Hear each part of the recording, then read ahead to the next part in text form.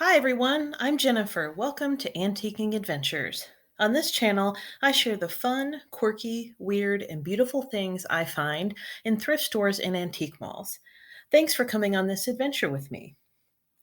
One of the most fun things about antiquing is stumbling upon the unexpected, those quirky, weird things you know have a cool backstory. Sometimes it's the building itself that falls into that category. I'm told by staff that this building was built in the 1800s and sold furniture and caskets and was a funeral home. No creepy vibes here, despite that history, but a very cool building. Now, I've been several places that have a shop cat, but have you ever seen a shop reptile? I think this might be a Komodo dragon. I'm not sure, but he might make you jump if you're not expecting him there. Some things fall into the quirky but not creepy category, such as this R2D2 cooler or this stoplight and race car.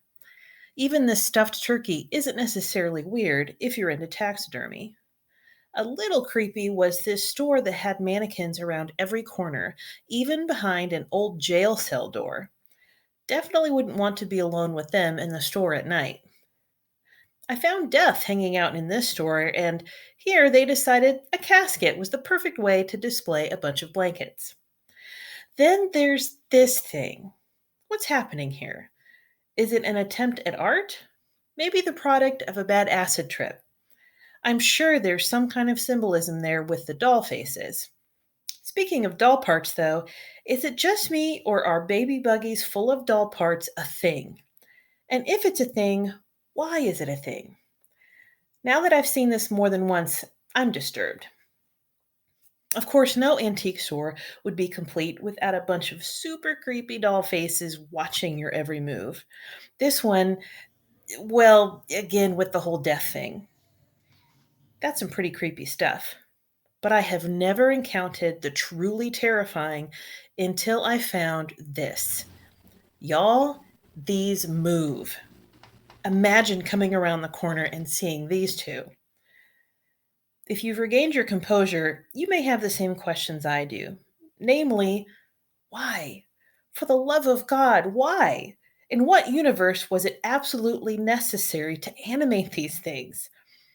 I don't see them holding any tiny knives, but I still think they're some kind of Victorian version of Chucky. Also, I have questions about the doll on the right. Is she supposed to be dressed like one of the founding fathers? Or maybe Prince in peach instead of purple? What is happening here, people? Luckily, this particular mall had a restroom near this booth, which was probably smart planning on their part. Of course, now that I've recovered and the nightmares have stopped, I suggest they install a hidden camera in the booth just for their own entertainment.